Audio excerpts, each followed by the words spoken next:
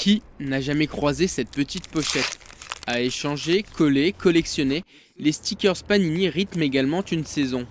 Et année de Coupe du Monde oblige, pour les bureaux éditoriaux et commerciaux niçois de la marque italienne, la Coupe du Monde a déjà commencé depuis bien longtemps pour définir les 18 joueurs sélectionnés dans l'album, bien avant Didier Deschamps.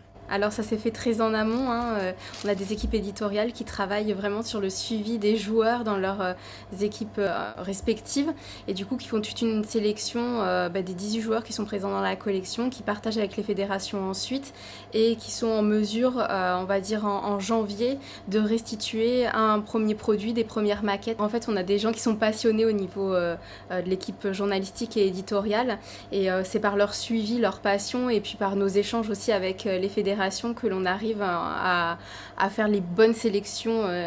En vente depuis 2 semaines, les étiquettes se partagent encore le terrain avec les produits de la Ligue 1, mais également avec une vingtaine d'autres collections, bien que le foot attire encore au gré de l'actualité sportive. Pour l'instant, on reste surtout sur les Panini de la Ligue 1.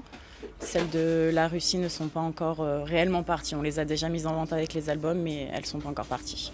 Les enfants sont toujours autant préoccupés par les stickers Panini. Les albums fonctionnent très bien et les pochettes partent relativement bien. Autant il y a des enfants garçons comme filles, des adultes aussi. Ça se vend beaucoup et généralement ils les achètent par plusieurs pochettes. Ouais. Ça se vend à coût de 10 pochettes généralement. Les enfants ils viennent et ils achètent l'album et les pochettes. Et généralement ils finissent les albums. Ils embêtent un peu les parents pour finir les albums. Depuis le premier album footballistique en France, lors de l'épopée stéphanoise en 1976, les albums Panini traversent les générations. Le traditionnel stickers, star des cours de récréation, existe toujours. Mais la compétition se joue également ailleurs désormais. Ce qui pour nous apporte aussi un vrai plus, c'est se développer sur le digital.